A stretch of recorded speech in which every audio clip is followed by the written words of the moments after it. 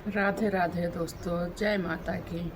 आज हमारी कई बहनों ने कहा हमसे कि दीदी आप कहानी अच्छी सुनाती हैं, आप संकटा माता की कहानी सुना के भी डालिए, एक अवसान बीबी को सुना के डालिए। हमने कहा अच्छा ठीक है डालेंगे। तो आज हमने सोचा लाइए संकटा माता की कहानी सुना दें।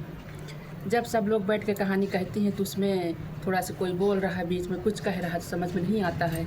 इसलिए आज हमने सोचा हम अकेले में ही बैठ के और अच्छे से संकटा माता की पूरी कहानी सुनाएंगे। तो सभी बहनें बोले संकटा माता की जय। जय हो माँ, जय। सबकी मनोकामना पूरी करे संकटा महारानी। एक राजा और रानी हैं। राजा रानी हैं दोनों लोग। तो रानी के बच्चे नहीं हो रहे थे। जब काफ़ी दिन हो गया बच्चे नहीं हो रहे हैं तो राजा बड़े परेशान कि अरे रानी के बच्चे नहीं कोई है। तो एक दिन राजा बहुत उदास थे तो रानी बोली कि उदास काहे हो, काहे परेशान हो रहे हो, होएगा ही कभी न कभी। कोई बात नहीं, टलते टलते चले गए। काफ़ी दिन हो गया। राजा एक दिन तैयार होकर बाहर जा रहे थे तो बाहर एक जमादार झाड़ू लगा रहा था। तो राजा का देख के वो मुंह बिचका के मुंह घुमा लिया। अरे निर्वंशी का मुंह देख लिया हमने, दिन नहीं पार हुई आज। राजा बेचारे उदास होकर घर वापस आ गए और रानी से कहने लगे कि बताओ, जो राजा का आज इतना सम्मान करता था आज वही राजा को के आगे मुंह घुमा लिया, एक जमादार मुंह घुमा लिया। कह रहा है कि नहीं राजा निर्वंशी हैं। तो इसी तरह वो बहुत उदास रहने लगे राजा की अब क्या करें। तो उस रानी के साथ एक बांदी रहती थी, रानी की नौकरानी रहती थी साथ में, जो रानी की देख रेख पूरा घर का किया करती थी।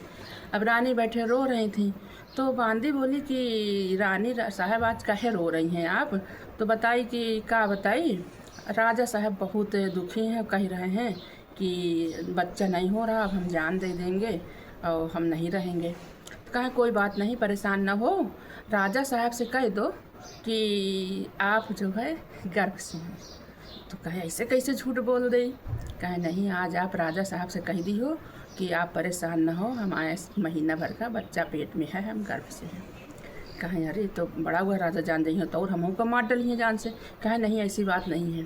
कहें अच्छा। तो राजा साहब से उन्होंने बता दिया कि राजा साहब आप कुछ न करो, खुश रहो, तो देखो हम आज गर्भ से करीब 1.25 महीना का बच्चा है पेट में। कहें अच्छा। कहें हाँ। अब धीरे धीरे बांदी जो है अपना बातें बनाती रही। बीच बीच में थोड़े थोड़े दिन बाद पेट में कपड़ा भर दे रानी के और बांध दे और राजा साहब से कह दी कि राजा साहब जब तक बच्चा नहीं हो जाएगा आपका रानी से नहीं बोलना है, रानी के पास नहीं आना है। कहें अच्छा कोई बात नहीं, हम रानी से नहीं बोलेंगे और ठीक है हमारा कम से कम बच्चा तो होएगा अब।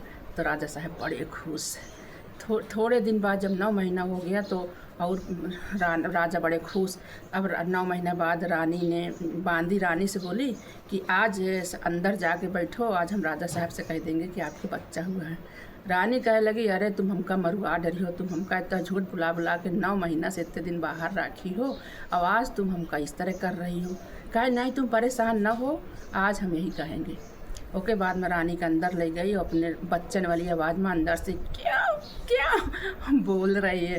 तो राजा साहब बड़े खुश। फिर बाहर आई, कहने लगी राजा साहब आप पिताजी बन गए हैं, आपके एक बच्चा हुआ है। कहें अच्छा। राजा बड़े खुश। पूरे गांव में खूब लड्डू बटुआइन, ढोल नगाड़ा सब बजुआइन। कहे लगे अच्छा हमका दिखाओ बच्चा। कहे नहीं राजा साहब अभी हम बच्चा आपका ना दिखाइबे।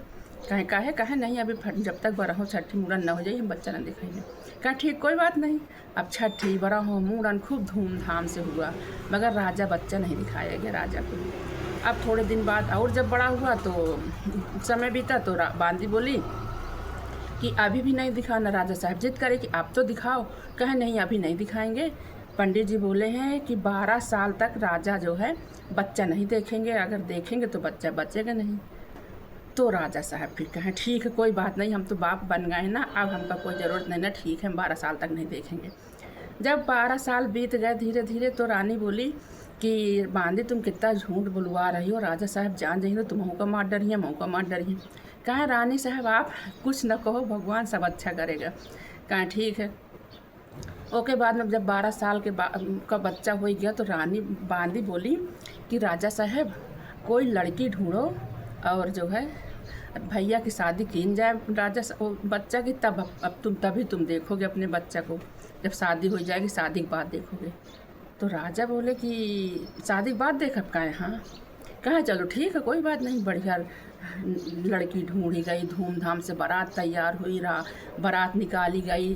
अब रानी बांदी जौन रही है बढ़िया कपड़ा पहन के कहे लगी राजा साहब तुमका नहीं देखेगा, एक डोला बढ़िया सजाओ और हम बारात लेके चल पे, बच्चा को गोदी में लेके डोला में बैठाल के। कहें ठीक, बढ़िया डोली सजाई गई, 4 कहार आए। अब बांदी जाओ न वही में तैयार वैयार हो के अब अंदर चुपचाप वही बना ली से चावल की पिन्नी के पूरा आकृति लड़का के बना के उसी में बैठ गई लड़के और चल दी बारात। आगे नगाड़ा बज रहे हैं, भांगड़ा घोड़ा हाथी सब जा रहे हैं, बीच में डोली में बैठे चली जा रही है। रानी यहाँ रो रही है कि का हुई कैसे हुई, तो बड़ी बेइज्जती कराई है बांदी। और राजा साहब जान रही है तो हमों का मार डरी है, बांदी का मार डरी है, हुआ वाले की कितनी बेइज्जती लड़की वाले के घर की। लेकिन अब बांदी अपना चौने पाही ओढ़ के डोली में बैठ के चल गई है, बारात चल रही है। रास्ते में जब बहुत सब लोग थक गए तो कहें ऐसा है पेड़ है, पेड़ के नीचे बैठ डोला रख दो और सब लोग आराम कर लो, शाम के अब चलेंगे बारात जब थोड़ा सा धूप कम हुई। तो बांदी बोली कि हमारा डोला यही जो है नीम का पेड़ है यही जगह नीचे रख दो, और वही जगह रख दीनगा। ओके बाद में बांदी अपना जो है थोड़ा से खा पी के और वही जगह सो गई लेट के। और थोड़ी देर में जो है संकटा महारानी के नाक में खुशबू पहुँची पिन्नी की, बढ़िया उसमें घी खोया से सनी पिन्नी, चावल के आटा की सनी, और उनके जब खुशबू पहुंची नाक में तो वही संकटा माता के मंदिर रहे नीम के नीचे, तो आई डोला के अंदर झांकी देखी और भैया पिन्नी सब खा डाले। अब पिन्नी जब खा पू के आराम से सब वो हो गया तब बांदी उठी, देखी डोला में सब ऐसे पड़ा इधर उधर चुकना चूर। अब बांदी रोवे लगी, बेटा दो लेटा ले, बेटा ले लेटा ले, अब हम नहीं जानी थे, हमका महारानी चाहे जहाँ से दो, हमका बच्चा दो नहीं, हम का करबे, हमका बारात लेके जा रहे थे। खूब रो में मूड पटक के चबूतरा में मंदिर में संकटा महारानी बूढ़ा का पेश धर के निकली। कहे का होगा, कहे रो रही हो, कहे हम नहीं जाने थे, हमारा लड़का ये मर रहा है, कोई खा डाला है, हम बारात लेके जा रहे थे, अब हम कैसे का करी, हमका लड़का दो, हम बारात लेके जाएगा, हमारी बेइज्जती हुई। तब वही महारानी बोली कि देखो मंदिर के पीछे बच्चे अच्छे खेल रहे हैं, जौन तुमका अच्छा लगे ले आओ। एक लड़का बढ़िया जामा मऊर पहने उसी जगह खड़ा था, कहे हमका यही चाहिए। कहे ठीक है, उसको लेके आई, डोली में बैठा रहे लेके बारात गई। कहें कि जब बारात पहुंची हुआ दरवाज़ा 4 के समय, जब लड़का का जौन है बड़ी खुशी बांदी जौन है दूल्हा का निकालें, दरवाज़ा 4 हुआ, जयमाल हुआ, शादी हुई, सब कुछ हो गया। बारात वापस आई, राजा बड़े खुश अपने लड़का का देख के। कहें बांदी इतना सुंदर लड़का है, यही लिए तुम हमका नहीं दिखा रही रहोगे, कहीं नज़र न लग जाए हमार, यही लिए हम नहीं देख रहे थे। बांदी भी बहुत खुश। अब ओके बाद में जौन है लौट के बारात शादी लेके वही मंदिर के पास आई, तो वहाँ जौन है बुलाए 9 लेडीज का बुलाई गई औरतन का, 7 सुहागले रही हैं, 1 कन्या 1 विडो, 9 लोगन का बैठार के वहीं पर पिन्नी खिलाई गई मंदिर के पास संकटा माता के। माता जी से सब लोग यही कहेंगे भैया लड़का बहुरिया सब अच्छे से रहें, सबके घर जैसे माता महारानी सबका सुख समृद्धि सुख संपत्ति धन सब कुछ दें।